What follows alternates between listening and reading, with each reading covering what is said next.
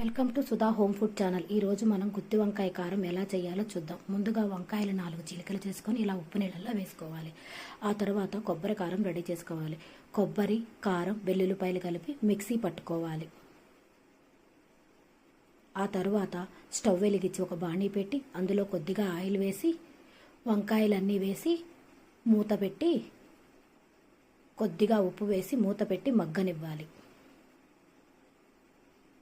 అలా వంకాయలు మగ్గినవి తీసి పక్కన పెట్టుకొని అందులోనే కొద్దిగా ఆయిల్ వేసి పోపు గింజలు వేసి పోపు బాగా వేగాక మనం కట్ చేసుకున్న ఉల్లిపాయలు, కరివేపాకు వేసి సన్నగా వేయించాలి.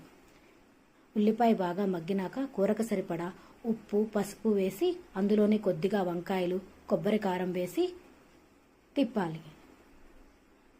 అంతే, ఎంతో రుచిగా ఉండే గుత్తి వంకాయ కారం రెడీ.